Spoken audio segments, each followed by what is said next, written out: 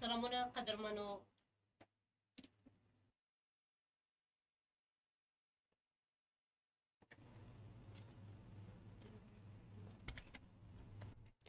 سلامونه قدرمنو لیدونکو او درنو اوریدونکو په دې هیله چې تاسو ټول به روغ یې جوړ به سوکاله خوندي خوشحاله او ډیر ښه ژوند ولرئ. چهارشنبه ده د بد ورځ ده او څرنګه چې تاسو ته معلومه ده پروګرام ورورولۍ غږ تاسو ته وړاندې کیږي او په دې هیله یو چې تر پایه پورې تاسو بیا هم موږ سره مل پاتې شئ. د پروګرام په لومړۍ برخه کې یو څه معلومات ما شریک غواړم چې په دې برخه کې بیا هم ستاسو څخه واورو او د قدرمن میلمه نظر هم د ټلیفون د لارې تاسو سره شریک کو. نن پروګرام موضوع څرنګه چې تاسو ته معلومه ده ورورولۍ غږ خپرونه هڅه او هدف مو دا دی چې د افغانستان او د پاکستان په تړاو بېلابېل اړخونو ته موږ بحث وکړو، نظر واچو د افغانستان د کلتور، ثقافت، فلم، همدارنګه د پاکستان او همدا رقمه د اړیکو او د ژوند چارې. نو نن هڅه مو دا ده چې د دې پروګرام د لارې نننی پروګرام د لارې موږ د فلم تیاتر په تړاو وغږیږو چې افغانستان او پاکستان کې فلمونه یا پښتني فلمونه څرنګه دي، آیا څه رقم چې خلک یې غواړي هغه ډول شته نشته او باید څرنګه وړاندې شي. بله دا چې دا فلمونه څنګه پیل شو، تاریخ یې څه ده او وروسته له دې چې اوس د نړۍ کوم ځای ته رسېدلی ده، څومره پرمختګ کړی ډیجیټل یا د ټکنالوژۍ برخه کې څومره پرمختګ شوی ده، لا هم نور کیږي. په دې وخت کې پښتني فلمونه ولې شاته شو او هغه څه چې خلک یې غواړي ورڅخه هغه ډول نه کیږي. نو دغه زموږ د پروګرام موضوع ده نن. نو غواړم چې په دې باندې د خپل قدرمن میلمه نظر واخلم، تاسو سره شریکه کوم او ستاسو نظرونه هم د ټلیفون د لارې واخلو. 09152154 دا زموږ د پروګرام شمیره ده، 09152154 که د افغانستان څخه غواړئ یې تاسو زموږ پروګرام اورئ نو 0092 د پاکستان کوډ ډایل کړئ، بیا 915254 او د پښتني تیاتر یا فلم راتلونکي او دا څنګه په افغانستان او پاکستان کې ښه وده کولی شي، څومره ښه مثبت بدلون راتللی شي که په دې باندې په سمه توګه کار وشي، لیکوال یې ډېر ښه اوسي، اداکاران یې پاملرنه وکړي، د پښتنو د ثقافت دپاره، د کلتور دپاره، د ژوند چارو دپاره او اصل عکس دپاره چې نړۍ ته ښایي هغه دپاره د زړه نه هڅه وکړي، نړۍ ته ښکاره کړي چې پښتانه څوک دي او څومره غټ تاریخ لري، دوی څنګه ژوند کوي، ژوند چارې څنګه دي، څومره غیرت لري، څومره ادب لري، څومره احترام لري، څومره مشرانو دپاره احترام لري، میرمنې او نجونې څومره حیاناکې دي، څومره عزت ذات ساتي او څومره د خپل د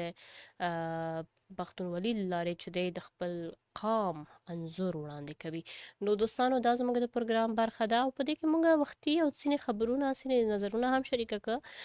زموږ قدرمن اورېدونکي چې ټلیفون کړي وو دوی نظریه دا ده چې اوسني فلمونه، اوسني ډرامې یا په ځانګړې توګه کوم فلمونه چې د پښتنو د خیبر پښتونخوا کې جوړیږي نو دا د پښتنو بیخي سره هغه عکس برداري یا هغې نړۍ تنظور سم نه ښایي بلکې په منفي توګه باندې روانه ده او د دوی شکایتونه دا ده چې دوی سره ګوري نه. اوس کوم اداکاران چې دي دوی هم خپل هغه ارزښت له لاسه ورکړي دي، کیفیت پکې نشته، د برنامه یا د فلم محتوا ډېر زیات غلیظ وي، د کتلو نه وي، د کورنۍ تر څنګ څوک نشي کېناستلی او نشي کتلی. نو آیا تاسې هم په همدې نظر یاست او څرنګه دا ښه کېدلی شي؟ زما په نظر ښه کېدی شي، ډېر ښه کېدی شي، ډېر په ښه طریقه باندې دا مخکې پرمختګ کولی شي، خو که په دې کې لیکوالان، ډایرکټران او کوم اداکاران چې دي دوی خپل په صحیح توګه باندې ونډه ترسره کړي، خپل مسؤلیت ترسره کړي او نه یوازې دې دپاره چې دوی پیسې وګټي یا بزنس وکړي بلکې دا هم یو احساس مسؤلیت او د یو ښه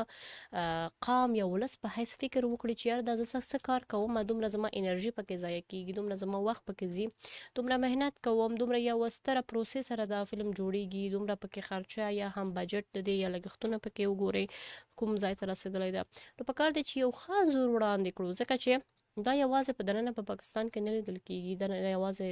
په افغانستان کې په پښتنو کې نه لیدل کیږي بلکې دا نړۍ کې لیدل کیږي او نړۍ همداسې فکر کوي چې ګویا پښتانه همداسې دي. او واقعیت داسې کیږي چې کله تاسو د یو قام خبر نه یې د یو قام نه تاسو په خپله د نږدې نه لیدنه نه کړي نو زه خپله هم داسې یم چې ما چېرته څوک نه لیدلي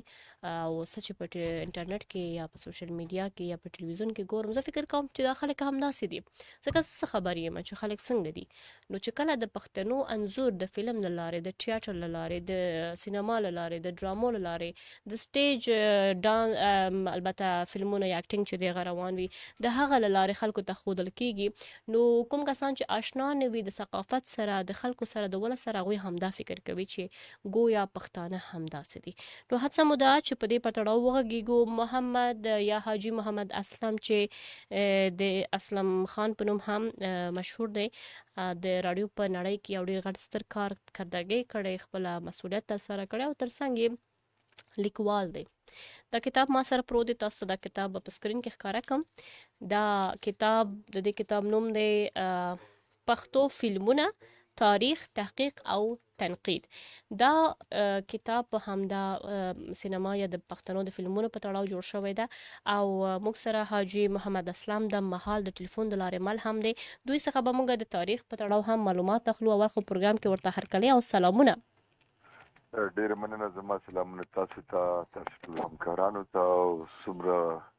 چې دې وخت کې زما غږ اورېدونکي اوري ټولو ته نیکې هیلې احترامات وړاندې کوم ډیره مننه کوم په ډیر کم وخت کې تاسو زموږ بلنه ومنله موږ ستاسو څخه منندویه یو کور ودان چې تاسو د ټلیفون د لارې موږ ته وخت ورکړ البته ستاسو نظریه په دې کې ډیره زیاته مهمه وه ستاسو کتاب د مهال ما سره پروت دی پښتو فلمونه چې د پښتو تاریخ ثقافت تحقیق او تنقیق باره کې تاسو لیکلی ده اول لنډه کې که تاسو ماته ووایاست چې پښتو فلمونه کله پیل شوه څنګه پیل شوه او څنګه پرمختګ وکړو په شروع کې نو خبره خو بیا اوږدېږي خو زه به درته دا وایم چې د پښتو وړومبی فلم په 1941 کې جوړ شوی او امیر حمزه شینواري حمزه بابا د هغې کیسه مکالمې او څو نور سندرې لیکلي وي ډېر اعلی او په هغې کې رفیق غزنوي هغه پکې هیرو هم و هدایتکار هم و ډېر ښه موسیقار هم و سندرې هم پکې ویلي وي او حبیب جان چې دغه وخت یو مشهوره سندرغاړې وه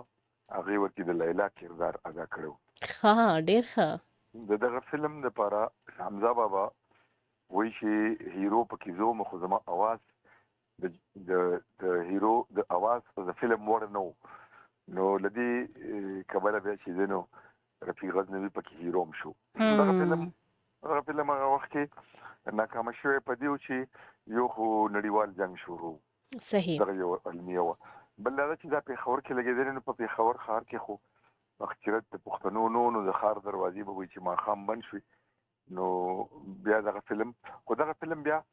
په دې اول به ورته فردوس سنیما وي بیا شبستان سنیما دا فلم بیا هغوی سره پروت و دا به اختر په اختر یعنې یو اختر بل اختر به دا ننداره کولو ډېر اعلی نو زه د دغه فلم یو اووه نغمې لرم سمه ده وزیر محمد ډبلیو ام خان بل شو رفیق غزنوي او حبیب جان په وزنو کې دي سمه ده بالکل دغه وړومبی دور و دغه یو تجربه وشوه دا په ډیلي کلکته کې په دې علاقه کې جوړ شو او برحال بیا د دویم دور وړومبی فلم کوم ننداره شوی نو هغه یوسف خان شیربانو بالکل خو د دغه نه مخکې کله خزان کله بهار په نوم یو فلم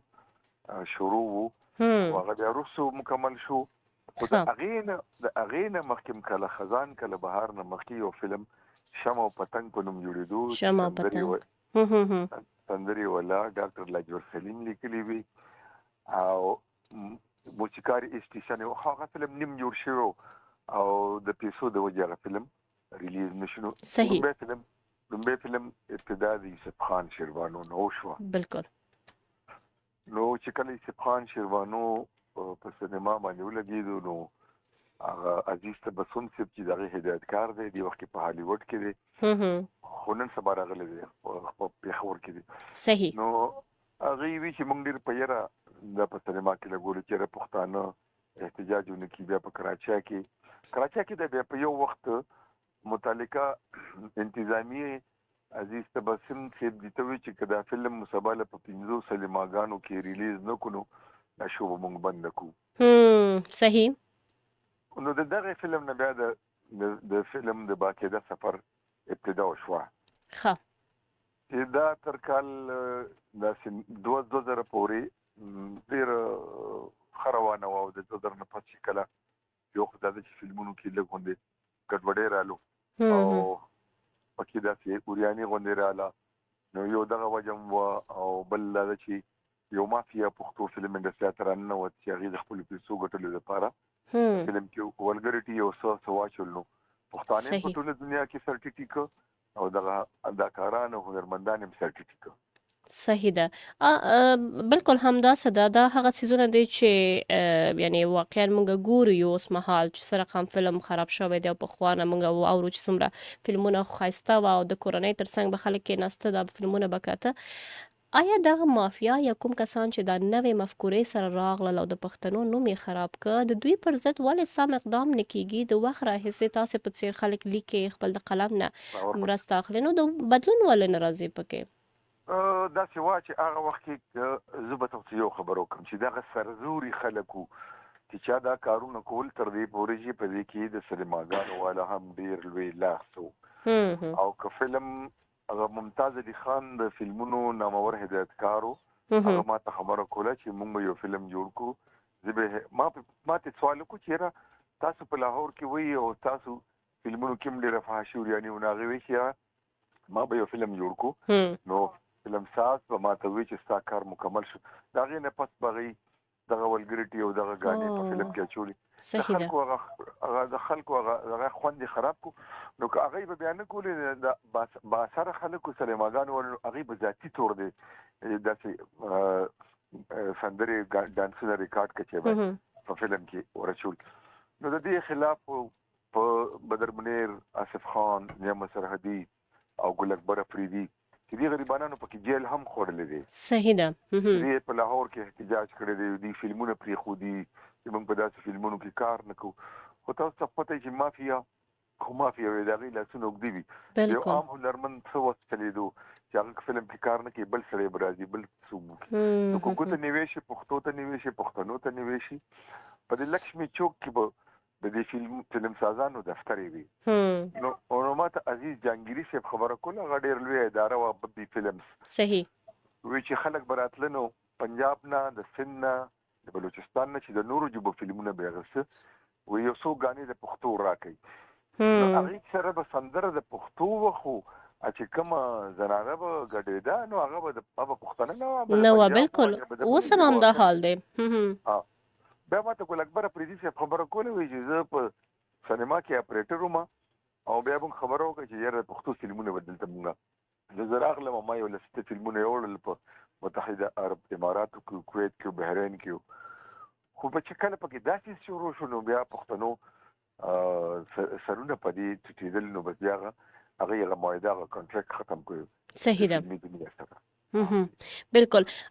که موږ لږ دې ته وګورو چې اوس که لکه ستاسو په څېر لیکوالان او ستاسو او دغه رقم چې نور کوم اداکاران دي چې یعنې با کیفیت اداکاران دي او غواړي چې په صحیح توګه باندې کار هم وکړي او صحیح عکس د پښتنو وړاندې کړي، که دوی خپله هڅه جوړ کړي یو فلم سم جوړ کړي، ستاسو په نظر آیا په اوسني وخت کې هغه به وده ومومي یا نه؟ ځکه چې دا خلک چې فلم هم ګوري دا هم پښتانه دي چې کوم هم پکې تنقید کوي خو بیا هم په خپله کیني او دا فلمونه ګوري. بیبي داسې ده چې اوس موجود وخت کې که فلم انډسټریاله اډانه ورکړي ده نو هغه پښتو فلم ورکړي. صحیح. زه 3 ورځې مخکې لاهور ته تللی وم، استودیوګانې ټولې، یو استودیو آباده ده، هغه صرف دې دپاره آباده ده چې هلته د پښتو فلمونه په کال کې 3-4 جوړېږي، خو جوړېږي بیا هم. صحیح ده. د پنجابی نه جوړېږي، د اردو نه جوړېږي، د سرایکای به جوړېده، د سندای به جوړېده، د بلوچۍ به جوړېده، یو ژبې فلم هم نه جوړېږي. جوړېږي صرف د پښتو جوړېږي. صحیح. که سینما پاتې ده په پېښور کې دغه 3 سینماګانې پاتې دي، زمونږ په صوبه کې هم که کوټه ده او که مردان نه او خارکوټ، بنو، ډیرو هزار دی کې سینما نه ختمه شوه. زه پېښور کې دغه یو څو سینماګانې پاتې. مسله دا ده چې اوس خو فلمونه دې کې شک نشته چې ښه جوړېږي. او کله چې انټرنیټ ته او دا موبایل راغلی دی د زلموټو جیب ته، او د دې د خلکو هغه خوند لا خراب کړی دی. هغه معیار چې دی د کتونکو معیار هم ډیر راغورځي دا نه چې سینما بالکل ولا راغورځي بالکل نو د کتونکو هغه ډیماند ته بیا ګوري خو بیا ډیر غرانه زه یو ځل ارشد سینما سورانه شو هغه ارشد چې سره ناسمه شاید سره شاید خان سره نو یو فلم لګیدل نو ډیر گاډیو نو مو تیرا دا خو زوړ فلم دی د محرم نه پس اټیکټ مې ډیر غانو نو ماته وی چې د پنده او د اسلام آباد نوم خلک په خبر ته فلم کټول راځي ځکه چې سینما نشته بالکل او دا زوړ فلم دی مونږ چلو خو فلمونه صفاشي وي دي موجود وخت کې کلچر ګوره زه تاسو یو خبر وکم صحیح ما ته یو فلم آرټیست یو خبره کړې و هغه ماته په فلم کې به کلچر نه لټي دا انټرټینمنت دی تفریح ده پښتنو کلچر خدا دی چې خاون خزي ته نوم نه اخلي خزه خاون ته نوم نه احترام کوي بالکل خبره ده چې علي وته په پټو کې غړيږي او خاون نه مده توراتو کېږي او په لباده مرغه بالکل او یاد وته چې یار او فلان دا خو زموږ د کلچر سره نه نو تر څه حد پورې دا خبره ټیکم کړی دا چې فلم کې خو بو فلمونو کې دا زموږ د کلچر عکاسي به هغه کوله صحیح موږ په اتلانو باندې ډیر فلمونه جوړ شوي دي خو لبد برخه چې کله بیا د خلکو دا د کتونکو دا ټیسټ د سینماګانو ولا خراب کو فلم سازانو نه خراب کړي د ټولو سینماګانو خراب کړي بالکل بدنام ترين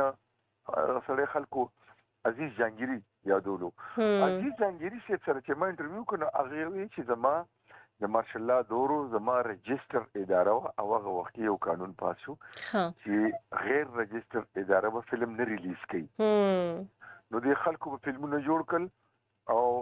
ما ته زما نوم به استعمال کو چې فلم ساز عزیز جانگیری نو هغه له بسنا سور کول ځکه چې دا رجستر اداره ضرورت دی بالکل اوس پاغي کې دا سمره ولګریټي دا سمره په حاشیه ورياني و نو دا خلکو دغه په سر ورته په لکه هغه ډیر درن پښتون سره دی هغه د دې خبر هم نه چې ما په فلمونو کې بس کېده ها صحیح ده تاسو ته خپل یو مشاهده بیانوم سليما ونا ولټي پاغي کې یو فلم لګیدل تور خامار هغه فلم موږ په خپل وکړو سینما کې منیجر زموږ ملګرو نو هغه کې هغه وخت سره وته ولګریټي ویل شي خو اوس وخت کې هغه د شرافت فلمونه دي هغه کې په دوباره هغه فلم مونږ کې نه متپس مو کتونو ما غسلی دي چې دا فلم بل نه واغه فلم دی کې او هغه فلم سنسر بورډ پاس کړی دی اوریجنل فلم مو چلو او هغه کې هغه د پر اضافي غاني په دغه اداکارانو باندې شي ورکړي نو دغه یو خوند د سینماګانو والا د دې کتونکو خراب کړي بالکل کومه د حکومت په تړاو وغږیږو دا کوم سینماګانې یا هم انډستری د فلم انډستری چې وده کړي لکه موږ که د هندستان خبره وکړو یا د غډور د هالیوود خبره وکړو یا د پاکستان د اردو ډرامو کوم څومره پرمختګ روان دي نو د نه ښکار کیږي چې د حکومت لړخه پراپرلی ورته ملاتړ حاصل دی آیا خیبر پختونخوا حکومت دې په تړاو توجه نه کوي چې دغه فلمونو ته بندیز ولګوي کوم چې د پښتنو نوم خرابوي او بل اړخته د یو صحیح فلم انډستری لپاره پاملرنه وشي ګوره بیبي دا خو چې کله د فلم انډستری جوړ شي دا خو د انډستری په اربونو په کاربونو روپۍ د ټیکسونو په شکل کې حکومت ته ورکړي خو دې د حکومت د انډستری درجه نه دا ورکړي بالکل نه په خوا ورکړي او اوس خو سوال نه پیدا کیږي چې ورته ځکه اوس خو فلم انډستری ختم شو صحیح ده اوس خو د دې خلاف ګوره مختصوي چې حکومت کوم اقدام کړی دی نو د باسره خلکو په وجه باندې د باسره خلکو رسایي خو اړ ادارې ته ویګنه په پولیس کې په نورو ادارو کې کوي سنسر بورډ راغلي دی په سینما چاپوالي ده او یو ګنده فلم نیولې دی هغه سینما والا دومره دغه چې وګدل اسونو چې هغه سنسر بورډ ته تللی دی الته یو کس هغه څه مثال په پیسو باندې او هغه فلم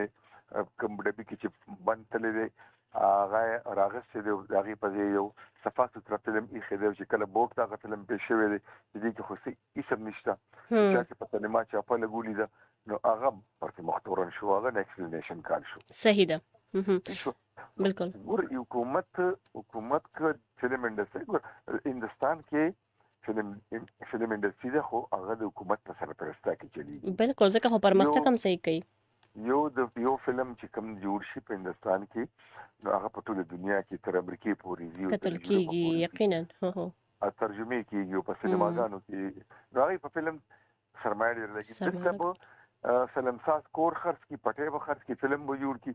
هغه چې په سینما کې ولګي نو په هغې باندې هغه 80 لکه روپۍ لګولي 100 لکه روپۍ ولا 15 لکه وکړي لاړ شي دیوالي شي خبره ختمه شي وده نه پیدا کوي. بالکل یقینا همدغه ستونزه ده. په آخر کې تاسو نه یو لنډه پوښتنه کوم که تاسو راته ځواب راکړئ چې آیا امکان شته د نه وروسته د پښتنو دغه فلمونه یا تیاتر وده ومومي او که کېدلی شي نو دې دپاره څه پکار دی؟ ګورئ زه تاسو یو مثال به درکړم زما یو صحیح. ملګری دی په الاسکا امریکا کې هغه وایي دلته چې د سینما چې ده نو یو ګیټ په په هغې کې چې ننوځي نو په هغې کې 15 شپږ سینماګانې دي خو هغه ورکوټي سینماګانې دي چې زیات نه زیات په هغې کې یو یا اتیا کسه یا سل کسه ناست دي صحیح. او هغې کې به د ټیکټ واخلې نو ستا خوښه ده که ایکشن فلم دی خوښ هرر فلم دی خوښ دی او که مثال خبره ده بل فلم دی خوښ دی چې هغه سوی ورته رومانټیک فلم دی خوښ دی نو په یو ټیکټ باندې ته مختلف فلمونه کتلی شي دا زړه ټکنالوژي چې موږ سره په سینماګانو کې وه یو خو د دې دور لاړو د پروجیکټر دا ختم شو څه شوي فلم باندې به مخکې سرمایه لاسته اتیا لګېده فلم به په 6 میاشتو کې جوړېدو اوس فلم په یو هفته کې جوړېږي خو خبره دا ده چې سینما نشته اوس سینما د هر چا جیب ته راله هر سړی فلم ساز دی هر سړی پروډوسر دی هر سړی اداکار دی هر سړی ایډیټر دی خو که څوک وغواړي نو اوس د سوشل میډیا دا سلیم مراد د 300 فلمونو له سندرې لیکلي دي هغه خپل انلاین سینما شروع کړه هغه اوس هلته لګیا و زه مخکې کې لاهور ته تلم د هغې یو ځای کې شوټینګ و نو ما ته یې ته راشه د شوټینګ ننداره به مو وکړي نو ما دا فلم ته څه له جوړې وایي چې دا فلم زه د یوټیوب دپاره جوړم همدا دا فلم آرټسټان جهانګیر خان او ارباز خان او دا خلک یې اخیستي دي او هغه یوټیوب دپاره لګیا د فلم جوړي نو اوس هغه بدل شو اسورس بدل شو کنه بالکل سینما په ځای موبایل شو بالکل که بیا هم دا اچھا سینما کې زه ناست نو دا چې د ړنګېدو نه مخکې نو زه ورننوتم تاسو یقین وکړئ په هغې کې 6 کسان ناست تاسو ما ته دا ووایئ چې سینما ته 6 کسان راځي نو دا خو چې د 200 نه کم د بجلی او د هغې دغه سټاف خرڅ هم نه صحیح خبره ده بالکل همداسې ده نو مجبور دی هغې چې تاسو ګورئ د پښتو 1300 شپږ او یا شپږ شپېته فلمونه جوړ شوي دي دې کې 1500 فلمونه ریلیز شوي دي اوس دا ګوره د کلچر ډپارټمنټ آرکیالوجي دا د هغې کار دی چې دا یو اساسه وه چې دی خوندي کړی وي محفوظه کړی وي هغه فلمونه لاړل ختم شو اوس که په ذاتي توګه زه ورپسې ګرځم ما په فلم کتاب لیکلی دی 3 کاله ما منډې والې دي او دا کتاب ما سره ته رسولی دی بالکل همداسې ده ما سره چې هغه ملاتړ نشته بالکل چې څنګه پکار دی که لیکوال دی او که اداکار دی یا هم فلم انډسټري دی پکار دی چې ملاتړ حاصل کړي موږ خلک فلم ګورو ډرامه ګورو سندرې مو ورو خو موږ د آرټسټانو ته بیا دروند نظر نه کوو بلکې په سپکۍ بولو بالکل دا له بده مرغه زموږ مزاج چې دی نو دا یو عجیبه غوندې دا فطرت دا نه بدلیږي الله دې وکړي چې بدل شي بالکل همداسې ډېره زیاته مننه کوم اسلام صاحب ډېره مننه ډېر ښه ژور معلومات تاسې موږ ته وړاندې کړه ډېره مننه کور ودان آباد ډېره مننه ډېره مننه کوو د حاجي صاحب څخه چې پروګرام کې وخت موږ ته ورکړه او ډېر ښه معلومات ژور معلومات یې وړاندې کوو یقینا اوسه پورې ما دا خبره کوو چې وده پیدا کېدلی شي خو د دوی د خبرو نه وروسته واقعا خبره ده چې سینما ستا جیب ته راشي موبایل ته بدل شي او فلمونه هم چې په 6 میاشتو کې مخکې جوړېده هغه هم یو هفته کې جوړه شي نو د هغه کیفیت به څه پاتې شي نو دغه وجه ده چې پښتني فلمونه خراب شوی دی بدرنګه شوی ده هغه رقم پکې کیفیت او معیار پاتې نه ده څرنګه چې پکار وه او همدا لامل دی چې بیا د پښتنو عکاسي هم خراب کیږي صحیح توګه نه کیږي خو دې کې خپله پښتانه هم ککړ دي ځکه چې د دوی خبره ګوري یا لیدونکي هم پښتانه دي او وخت ورکوونکي هم پښتانه دي سینما ته تلونکي هم پښتانه دي خوشحالیانې کوونکي هم پښتانه دي خو همدغه اداکارانو ته په سپک نظر کتونکي هم پښتانه دي بل څوک نه دي نو که تاسو خپل ځان ته فلم چې دی نو ښه خوښوئ نو پکار دی چې داسې فلمونو ته لاړ نه شئ ښه فلمونه وګورئ او ښه فلمونو ته وده ورکئ او که نه تاسو همداسې فلمونو ته ځئ بیا د تنقید حق نه لرئ زه به یو ټلیفون اخلم بل ګورو چې څوک دی څه وینا لري هلو السلام علیکم وعلیکم السلام خورجان سلامونه قبول کا انور خان در آدم خیل په خیر راغلی انور ورور څه حالات دی جوړ یې ډیره مننه خورجانې، ښه یې جوړې؟ شکر الحمدلله. تاسو څه وایې د پروګرام موضوع په تړاو خپله څنګه یې؟ یاره ښه یم د خیره، ډېر ښه یم د مخکې حالات نه. دا 2-3 هفتې ستا پروګرام مې نه و اورېدلی او نور به داسې مصروفتیا به نور به مې کله کله اورېده، خو نن ښه پوخ کور کې پروت وم او بس دغه 3 بجو نه بعد 2 نه بعد رالې ټول مې واورېده. هغه ګنټه مو دام ډیره مننه کوم. ډیره مننه. څه به وایي تاسو څه نظریه ده؟ تاسو څنګه فلمونه ګورئ او څه بدلون غواړئ؟ زه به ته ووایم خورجانې چې دا کومه ډېرې خبرې د کالرانو نه وې کړې، خو دا صاحب راغلی و او ده دغه حکومتي چارې پکې را ولړزولې. لکه زما د خیال و چې په سنسر بورډ به زه خبره وکړم، صحیح، د صوبې په خپله کابینه به وکړم، دوی به بالکل دا بندیزونه لګول. زه به دې کې یو نښه درکړم، د جیل چړی ته مخامخ د ارشد سلیمان شاته دا په شی پټوان لګېدلي وو که نه، د قبلې مخ ته. صحیح ده. نو ملک سعد د بره کچارو د اړخه راکوزېدو او هغه د عمده ارشد دی، دا شاید پلار و که نه، صحیح، دی راوستو او ورته وي چې دا وګوره هغه تصویر یې ورته سرې پوښولو، وایي په دې خور دې څادر واچوه. صحیح. خورجانې ته په طور موږ ته د لور د خور ښکاري، خو په طور د سړي ښکاري موږ ته، ځکه چې دا پروګرامونه کم دي که نه، دا هر څوک نشي کولی. نو هغه ښکاره ورته وي په دې خور دې دا څادر واچوه. مخکې هر شی د کنټرول و، بیا دې ورو ووایي چې یاره د هغه ځای نه سنسر بورډ به راپاس کړه صفا به و فلمونه، خو دې مخته به بیا هغه پکچر ګانې ورسره داسې ډوپلیکیټ ولګېدې چې هغه به په سلیما کې بل شان غږېده او سنسر بورډ کې به بل شان راغلې وه. بیا یو فلم و زندان، دا خو ما په خپلو سترګو کتلی و که نه، زندان فلم یو یې پکې یو کور وران کړی او یو یې په سوات کې، دا د بدر منیر خپل فلم و، یو یې پکې یو پل وړاو کړی، نو په هغې باندې حکومت بد ومنل، د ضیاء حکومت و چې دا تا خودکشي کړې ده، دا تا ځان سره زیاتی کړی دی که نه. صحیح ده. نو هغه کور ورانېده، ما باقاعده لیده چې چوکاټونه پکې سوي وو، ورونه، دروازې، کړکۍ، المارۍ پکې سوي وي، او بیا په سلیما باندې کم پاس شو هغه کور ته ورکي او بیا داسې یو دشته کې یو ډاګ کې داسې خیمه او داسې یو کوډله غوندې غرغنډې وي هغه راغونډه شي که نه. صحیح ده. نو دوی به پکې دا تبدیلی کولې خورجانې د پښتو ښایسته فلمونو، پرمختګ فلمونو. ما سره اوس هم 2 کارډونه ډک دي، که څوک غواړي لکه شته دی خرڅېږي کارډونو کې، دا اوس خلک ناستي کمپیوټرونه کارډونه ما سره لوڼه زامن هغوی ته زه وایم چې دا وګورئ. او د فیملی فلمونه و کورنۍ سره خلک کېناسته کته. ما ته یو مشر اجي د کجورۍ و، هغه ویلي و، ما ته پیغام هم راکړی و، فلم له لاړو، فلم هم وکتلو، اکبر دادا فلم و. اکبر دادا، صحیح. او چې د بدر منیر فلم و. نو بیا چې د هغه زوی مو 3 ټکټ یې راواغوسته، زاریانو ما وجه م کړی. نو ما چې دا خو عجیبه غوندې کار دی، خو زه فلم هم وکتو چې روان شو، تاکال نه وغوښتو، دا رش لږ کم شو. نو عزوي ته وایي چې حبیب الرحمنه د فلم کې څه وو؟ وایي څه وایي دا ډمې وې پکې او بس بدماشانو پکې ډز ډوزې کول. ورته وایي ورک شه د خر بچیا. بیا ما ته وایي چې انور خانه تا څه ولیدل؟ ما خورجانې لکه دا ټولې خبرې وشوې پې، زه ورته دې طرف ته راځم د پښتو ذکر چله که نه. صحیح شو. ما ورته ویل میاجي صاحب پیغله دې وي دغسې لکه د دې پلانکي غریب بوډا لور چې وه، صحیح، هغه یې روڼه وه که نه. او ما یې پیغله دې وي دغسې چې د دې ملک لور وه، ځکه چې ملک په یو څانګ والو، لور به ورسره اختلاف وه چې نه دا ته ظلم کې، دا ته کبر کې، غریبانان د الله پیدا دي او موږ او غریبي دا یو شی دی، حق ویلو،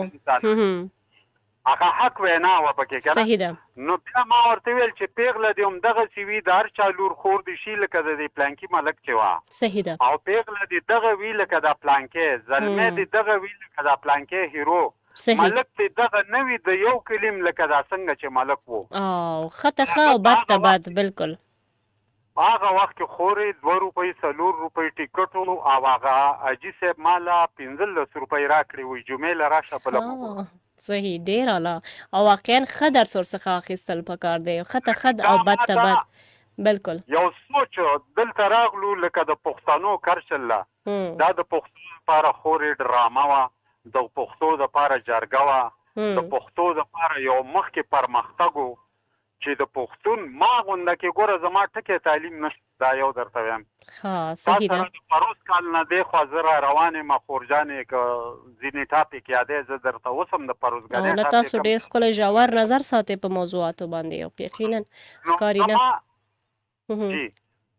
زما ټکی تعلیم نشته خو په دې خبرو دا ما د فلمي دنیا نه هر څه روچت کړي دي ګورئ مننه ما 20 کاله وشو چې زه ریډیو اورم خو دا خبره تا ته ما وکړه که نه صحیح ده دا هر څه ما د فلمي دنیا نه روچت کړي ولې هغې کې ما هغه ګډېدلو والا نه لیده بېادبي دې ماتي هغې کې ما هغه پتلون والا نه لیده هغې کې ما هغه جرګه بازه بدماش نه لیدو جهانګیری مې پکې نه لیدو تاسو ورڅخه زده کړه کړې ده او په کار ده چې یو څوک څه ګوري نو هغې نه خپل ځان ته ښه څیزونه راواخلي ډېره مننه کوم ډېر ښه یو منټ زما دا ټوله دنیا اواز اوري د خپلو خپلوانو پورې زه چې کارډ را ډک کما د بدر منیر اصف خان وغیره وغیره د دوی فلم زه را ډک کوم په انډیا کې د دھرمندر د امیتاب فلم را ډک کوم یم بچي وګورئ داسې ځواني وکئ او داسې پیغلتوب وکئ ټولو اورېدونکو ته سلام د وخت ډېره مننه کوم انور ورور ډېره مننه ژوندی اوسئ ښه چارې ورته غواړم ډېر ژور او ښه نظریه شریکه کوو د دوی په خبرو کې واقعا انسان هر څه ګوري خو ښه شیز باید اډاپټ کول پکار دی ځان ته راخیستل پکار دی او د بدو څیزونو نه نفرت کول پکار دی او بدو څیزونو ته بد ویل پکار دی نو دوی ډېر ښه وینا وکړو په دې تړاو چې په فلمونو کې تاسو هر څه ګورئ البته یو خو معیاري فلم دی یو خو داسې فلم وي چې شروع نه اخره پورې ورڅخه تاسو څه زده کوئ نه خو یو چې کوم معیاري فلم وي یا معیاري ډرامه وي یا سټیج وي تیټر وي نو هغې نه تاسو ښه درس راواخلئ هغې نه تاسو زده کړه وکړئ دا زموږ ورور واقعا دغسې ښکاره کېدو نه چې دوی تعلیم کړی نه وي د دوی خبرې ډېر ښکلې او ډېر زیات ژور وو زه به یو بل ټلیفون اخلم چې ګورم څوک دی او نور څه وینا لري هلو السلام علیکم السلام علیکم هلو ښه فکر کوم چې ورته غږ لاړ نه رو یا کیدای شي ماته دغې غږ نه راغلی هر ځای کې چې ودرېږئ سګنل ته پام کوئ څو موږ ستاسو غږ واخلو وخت هم موږ سره بیخي کم پاتې دی ګورو چې څوک دی او څه وینا لري هلو السلام علیکم وعلیکم السلام ورحمت الله وبرکاته په خیر راغلی ورور جان څوک او چېرته نه مازلي پېښور بډه مازلي ورور ستا خبرو سټایل بدل شوی ځکه مې ونه پېژانده ښه څنګه یې په خیر راغلی باجي تاسو په خیر علی ستړي مو ډېره موده پس سره ملاقات کیږي بالکل همداسې ده مازلي ورور تاسو څنګه فلمونه ګورئ اول دا راته ووایئ د پښتنو فلمونه ګورئ یا نه یاره باجي نن خو دا ټاپک داسې ښایسته ټاپک روړی دی اصل کې فلمونه خو کتلیم دي او ګورم که نه صحیح ده خو داسې کار دی سره په هغه حقیقت نه اخلو که نه صحیح هغه موضوع دی اخلو چې یاره په کوم موضوع باندې یو فلم جوړ شوی دی که نه او څه پیغام لري او اوس په دې یوټیوب باندې دا کومې ډرامې دي که نه صحیح دا هم دا ډېرې زبردست دي ښه د پښتو ډرامې دي که نه اردو ډرامې دي او دا د پښتو ډرامې چې کومې دي که نه ښه ډېر ښه دا خو ښه خبره ده بیا زه خدای شه زه هر روزانه زه یو ډرامه ګورم د یوټیوب نه که نه صحیح هغې کې یو پیغام وي لکه داسې پکې بدې خبرې هم نه وي کردارونه هم پکې ښه وي که نه ښه خو زه خلکو ته وایم چې دغه سلیماګانو نه دغه فلمونه نه ځان ساتئ دغه د فحاشۍ واله دي ښه لکه ښه ډرامې وګورئ چې تر څو زده کړه پکې وشي او که نه دې جمله معاشرې زموږ د کورونو یو اصلاح وي یو موضوع راخیستې وي او په دې باندې ډرامه جوړه شي زه په خپله ګورم ډېره مزه ماله راکوي بالکل په کار همداسې دی او څنګه یې تاسو لکه دغه د اداکارانو ته بیا په کوم نظر ګورئ چې ډرامو کې تاسو ګورئ ورته نو لکه اوس باجي داسې خبره چې اداکاران هم کوم د معاشي حالاتو سره ډېر زیات مخ دي که نه صحیح مخکې ټیک ده چې دوی به ډېر ښایسته کردار و ښایسته هغه کوم فلمونه کوم ډرامې به وي که نه خو زه په دې ډېر سخت خفه شم چې لکه ښایسته اکټر به وي که نه صحیح خو چې دی مثال یو فلم کې یا یو ډرامه کې دی د مجبورۍ نه اخلي لکه ټیک دا کردار به څه خلکو خوښ نه وي که نه هغه معاشي حالات دې ته رسېدلي چې اوس چاته خو لاس نشي دی کنه. صحیح. نو لکه بیا خپل کوشش کوي اداکاران لکه دې ته پته ده دا پښتانه ګوري په کور کې ګور کته شي ماشومانان دې ګوري کنه. د دې خبره خیر ساتي خو کله کله چې دا حد کړه چې دا ډېر مجبورې نه کوي. د مجبورې نه هغه کریکټر اکسپټ کوي. ډیره زیاته مننه کوم مازلي رور کور دی آباد. ډیره مننه ښه چارې ولرئ. ته مازلي او بډای ډیره بیا ساتي. مننه کوم. ډیره مننه کوم د تاسو ټول څخه چې هر یو خپل نظریه شریکه کو. واقعا ډیر خپل نظریات تاسو هر یو چا خپل نظریه لري. احترام وکړو هر چا ته. خو په کار دی چې انډستری هم ډیر زیات پام کوي. د پښتنو د پاره پښتانه ډیر زیات خاص حیثیت لري په دې نړۍ کې. او څومره هم چې ما کتلې د پښتنو په څیر څوک هم نه دي با غیرت با شهامت داسې خلک دي چې در سره یو ځای ودرېږي او در سره یو ځای مري. نو دوی همیشه د خپل د هېواد د خپل خاوره ساتنه کړې ده ډېر شهامت سره غیرت سره او حیا او پرده سره. په کار نه دی چې داسې خپل د ګټې دپاره د ذاتي مفاداتو دپاره د بزنس دپاره د دوی نوم خراب شي. نو په کار دی چې نړۍ خو خیر په دې کې ذمه دار نه ده ځکه چې هر خاوره په خپله ده. نو حکومت ته په کار دی چې په دې کې ډېر زیات پاملرنه وکړي څو نړۍ ته پښتانه بدرنګ ښکاره نه شي. قدرمن دوستانو پروګرام د سره پای ته رسیږي. راتلونکې اونۍ به نوې موضوع سره وړاندې کیږو. خپل ښه ډېر خیال ساتئ. تل مثبت اوسئ او د ښې ګټې دپاره کار کوئ. الله مو مل. ښه وخت.